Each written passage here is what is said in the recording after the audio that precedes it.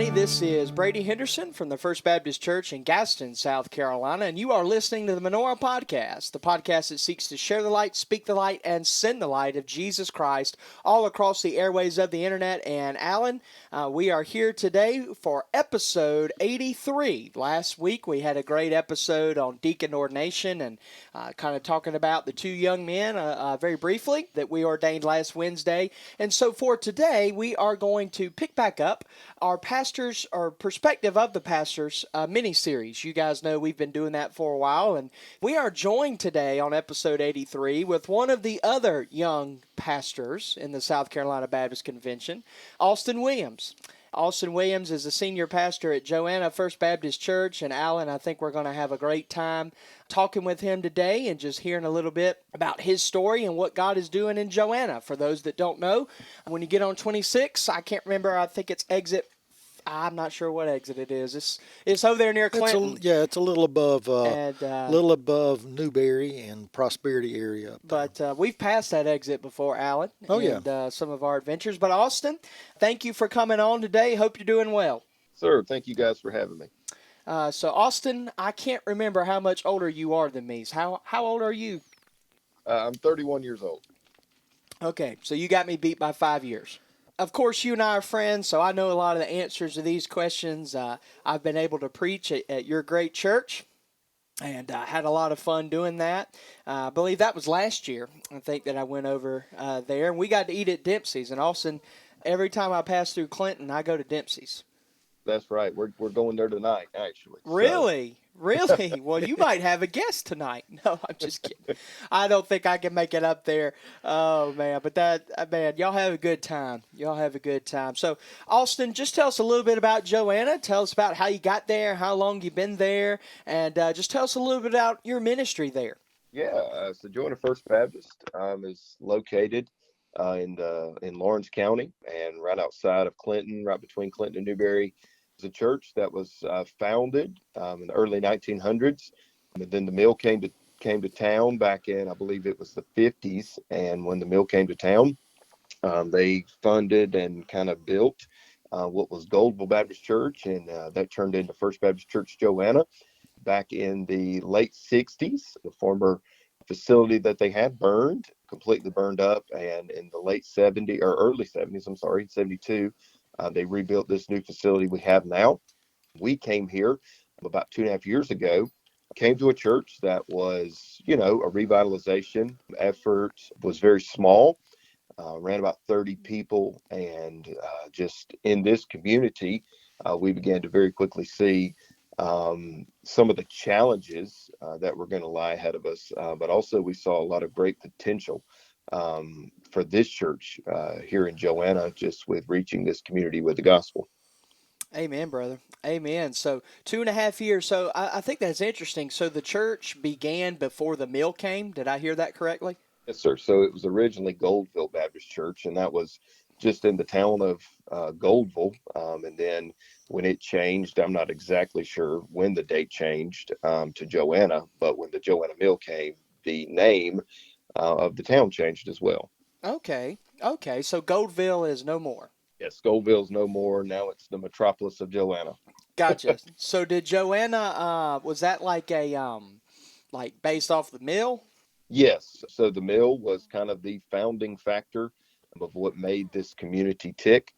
When it closed down in the 80s, everything closed down with it. It's now a very low income retirement area. We have a lot of issues with drug addictions and things like that. Gotcha.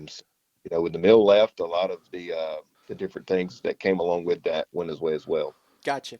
Okay. Well, that gives us a little bit of a sketch. And so where were you before Joanna? I know this answer, but I'm going to let you tell the great people First Baptist. So whenever I have you come down here and preach, they'll already know a little bit about you. But anyway, tell us a little bit about where you were before Joanna. So I was a youth and worship pastor at Cannon Memorial Baptist Church in central South Carolina for about 7 years. After that, I spent about 2 years over at Jones Avenue Baptist Church as their youth and young families pastor. And when I went on staff there, I was with my mentor. I would call him my pastor, Zach Shaw. And we began to talk, and He knew my heart was to pastor, so he began to work with me on that and just kind of seeing doors open. And we eventually got connected with Joanna First Baptist Church. That's kind of how that door was opened. Okay, all right. So what, 7 years with Darren Rude, I think I'm pronouncing that right, at Cannon Memorial, and then of course Zach Shaw. Our folks know Zach. He's come and preached here before and visited before as well. His mentor Rex Simmons was here before me, so I'm about to celebrate 5 years. Rex was here before I was here. Rex is from the upstate. So, what did you learn during that 9 year period between Cannon Memorial with Darren Rude and then, of course, Jones Avenue with Zach Shaw? Oh man, learned a lot of what not to do. Yeah, Learned a lot of when you go to went to Fruitland, went to Andersonville, and got a lot of education, but they don't teach you really how to deal with people. yeah, You go to seminary and things like that. So just working through relationships was a lot more difficult than I really thought it would be. I thought, you go on staff at a church and everybody's going to love you and like you, and they're going to love everything that the staff do, and it's just going to be this great time. And I realized very quickly that that is not the case everywhere. And so learned a lot of what not to do. Learned a lot of what to do as well. Also learned patience, how to wait on the Lord, how to cast vision, but also how to walk through that, how to do it in a timely manner, not to make the people feel like, we put them on a speedboat running 100 miles an hour, but to walk them through it.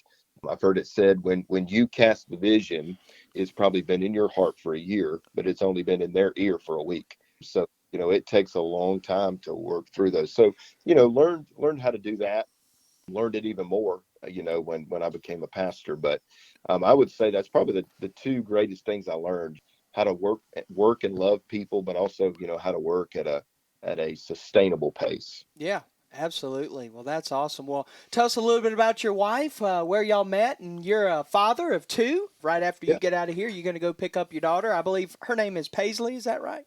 Paisley's 4 years old, and we have a son. His name's Paxton. He's about 1.5. But my wife, her name's Tiffany Williams. She works as a nursing instructor at Piedmont Technical College. She's been there about 2 years. Has really fell in love with that school and has an opportunity to teach. Kind of on the other side of where I teach the spiritual. She teaches the physical. Yeah, And yeah. so it's been kind of neat. Yeah, yeah. So that's kind of a little bit about our family. Where and when did y'all meet? Me and Tiffany, we met while we were in high school. I was a sophomore at Daniel High School. She was a sophomore at Easley High School. Oh, Uh, okay. Different schools. Okay. yeah, we began kind of talking. It wasn't soon after we started talking, so trusted the Lord as my Savior. And that all happened at Pendleton Street Baptist Church under Zach Shaw. Yeah. And so we started talking, started dating. I came to know the Lord, got baptized, and that's kind of how we met, was through church youth group. So kind of a cool story there. Yeah, Pendleton Street Baptist Church. Yeah, that's I forgot Zach was there. That's awesome, man. Because Zach, he came out of New Sierra or Sierra. Sierra, yes, it was Yeah, Sierra Baptist Church. Sierra. And That's right. That's good. Well, that's awesome, man. So tell us a little bit about what you enjoy doing. I know you root for that orange team, and so yeah, unfortunately, yeah. Well, hey, we're having a bad year too, so far, and maybe by the time this episode is released, all will be better on both sides. But I don't predict that. So if we go to a bowl game, this year could be like, man, what was the year of the brawl? 2004, when both teams were 5-6, and then both teams got in trouble for a year and all that good stuff. So anyway, but yeah, what do you enjoy doing for fun and to relieve stress? Because we know the pastorate is not an easy thing to do. for me, I'm a sports guy. Love sports of all kinds, whether it be watching it. I'm a high school basketball referee. Also do some public address announcing for the local high school here at Clinton. Have been involved in athletics my whole life. Spent a little bit of a stint when I was at Cannon as a high school, college baseball umpire. So I've always been around sports. Now that's not a great stress relief. Not being a So referee, no. yes, yes. So another thing I kind of do to relieve stress, I'm a big reader, not just Christian literature. I like to read a little bit of everything: history, nonfiction, fiction, biographies, all those kinds of stuff. kind of unwind that way. And also, just spend time with my family. Of course, we have 2 young kids, so we're always on the go. We're beginning to experience new things like my daughter playing sports and coaching those things. And so that's kind of some things we do for fun and just kind of let our hair down, so to speak. Yeah, absolutely. Absolutely. Now, there in Joanna, you guys live in the parsonage, right? Sir, we do. Okay, enjoy that. Yeah, it's very good. Church does a really good job taking care of those things, and it's a great benefit and blessing to being here. That's awesome. Well, tell us a little bit about some of the greatest successes you've seen at Joanna during your 2.5 years there, and some of your greatest challenges too. All right, we'll start with the successes. Man, we have had an incredible baptism ratio here as a church of about 30 when we got here. I've been here 2.5 years. We've baptized about 83 people, if my memory's That's correct. wonderful. To baptize 83 people, the churches went from 30 to averaging about 120, so right around in that number. So That's seen great. a lot of growth, had a lot of opportunities to engage new believers because one thing I think a disservice we do as churches is we lead somebody to faith, we put them in a baptistry, and then we say, here's a Bible, good luck. So we've had the opportunity here to develop some of those curriculums, how to disciple. Sunday school is our discipleship arm, so we've seen a lot of growth in Sunday school, a lot of good successes there. I'd say some of the hardest times going into a church as a first time pastor, especially in an older context that I stepped into of members, we had some leadership that just did not want to follow the direction of a young pastor. Yeah. Uh, Yeah. and that was, it was very difficult. And I won't share any names, but and he wouldn't hear this anyway, but had a deacon resign my first week here. Told me he did not like me. He would never support me. So he resigned, but he stayed in the church. Ooh. And you can imagine how that works over the course of about a year. Yeah. So, that was a challenge. Also, some challenges we've had here is, as their church dwindled, they were not able to sustain ministries. They had the financial resources, but they just didn't have the ability. So a lot of our facilities had become run down. When I got here, man, we had a leak in our roof. And they're like, well, we need to fix it. And I said, well, you got the money? They said, yeah, we got the money. I said, okay, let's go fix it. So Yeah. Yeah. recasting vision, it was just a complete, just hodgepodge of things that just had to get done very quickly. Before I got here, they had released the former music director of like 43 years. Oh, They had, wow. so I stepped into a situation, no staff, no nothing, buildings falling apart, no worship leader, and it was just like, oh my goodness, what have I done? Yeah. And Yeah. um, those were some of the challenges. But I would say those challenges lasted about a year and a half. Okay. And after that, it's kind of been very, very peaceful, very unified. There's other challenges in our community. Like I mentioned at the beginning, we're a very poor community. A lot of our members, they're not coming from white collar jobs. Yeah. They're blue collar, they're single mom, they're grandma bringing kids to church. So, that creates a little bit of a financial aspect issue here, but the Lord's been good. He's provided for every need that we have and then some. So that's just a little bit of kind of the pros and some of the difficulties that we've had here. Yeah, and I mean, I think you bring up a really interesting point. So, I mean, you have a church that I'm sure in the 60s and 70s was probably running, I would say, around 300 with the mill and things like that. You build all these facilities for, at that time, a medium sized congregation. Nowadays, we'd call that a large congregation with the way that things have declined. But that's a part people don't think about is facility upkeep. And that takes a lot of leadership. I mean, was there a facilities team or a facilities committee when you came, or is that something you kind of had to develop, or how did that go? And they had a deacon that would upsee or kind of keep up with that and see it. But at the time, he's passed away since, but he had pancreatic cancer. Oh, Uh, okay. so he didn't have the ability to kind of facilitate it or see it through, because he was up and down. And so when we got here, we created a 10-phase renovation that we needed to see done. Okay, Uh, great. and we've completed 9 of those. The last one to do is rebuild a fellowship hall because we do not currently have one.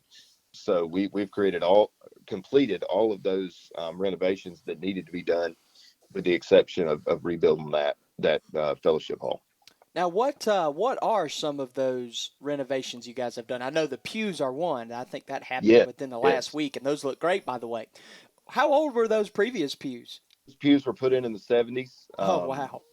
They were press wood. If you know anything about woodworking, they Yeah. take the chips that are left, they glue them together, press them together, and put them on the bottom. And in 2025, those were dry and they were breaking. So we had some issues of some members sat on the floor unintentionally with Wow. those pews breaking. So yeah, that was one renovation we just finished. We had the pews put in, did a sanctuary renovation, new carpet all the way through the vestibule to the stage. New pews, looks great. Had to put on a new roof on the sanctuary side. Had a bad roof leak, and it had led to paint peeling all the way down the wall in the sanctuary. So got that done. They had an old church sign, the old traditional, church sign. And when Helene came through, thankfully we'd already put it up, the new one up, because when they took the old one down, they literally just pushed it with their hand and it fell over. Oh, So that kind of gives you a little bit of how things had kind of been neglected over, the course of about 10 to 15 years. yeah, absolutely. Well, who was the pastor there before you? Yeah, so the pastor that was here before me was Jim Osteen. He was a long-term interim.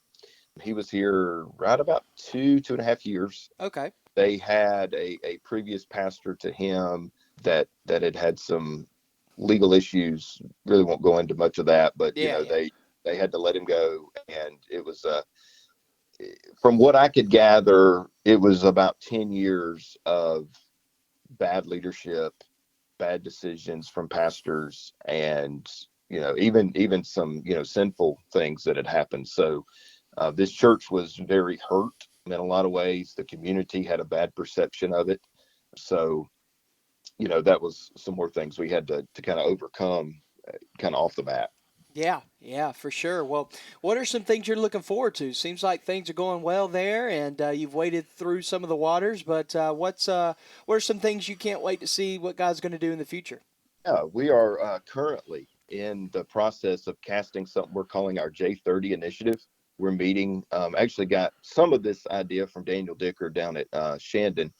And we are going through right now, going into home groups that have been broken up into families and demographics and things like that, and casting the vision for our church all the way through 2030, and allowing people to see, hey, this is where we think God is leading us. This is where we're going. Our vision statement here is we exist to teach, train, and transform one life at a time through the gospel of Jesus Christ. So how do we take that vision and implement it into every single day and aspect of our ministry?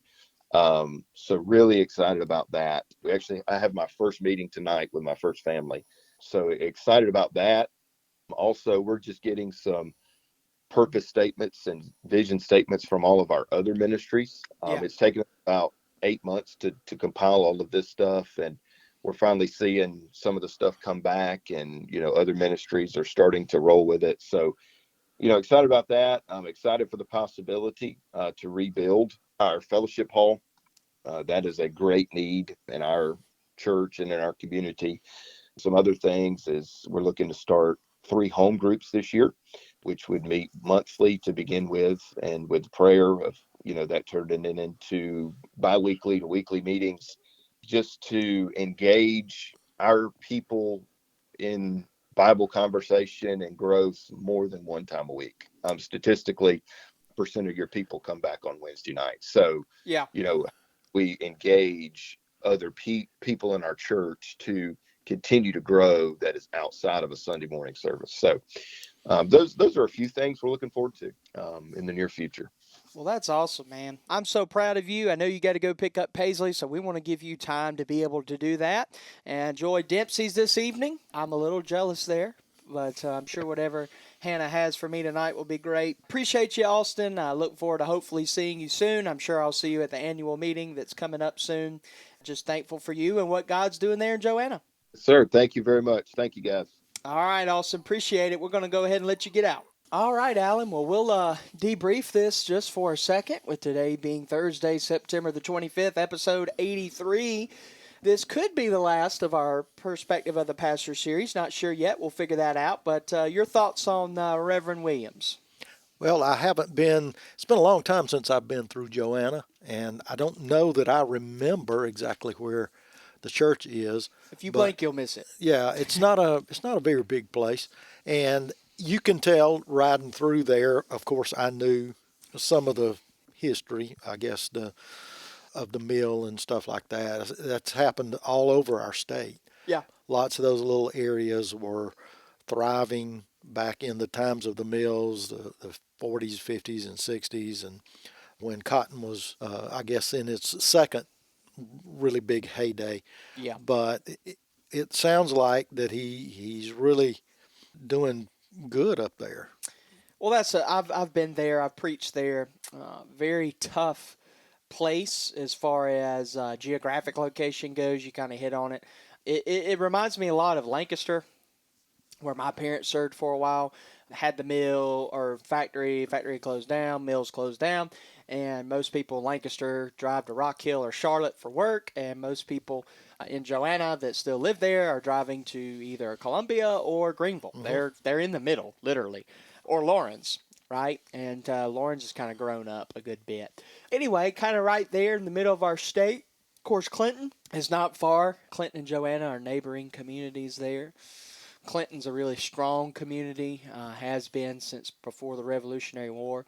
But anyway, yeah, I think Austin's doing a great job. I have preached there, I will say. No disrespect to the people at Joanna. I think I preached in the middle of the week. I think it was a Monday or Tuesday. I can't remember. But I will say that is kind of a difficult place to preach. They're just not very vocal. They're not, necessarily with you every word kind of thing, which I get spoiled with here.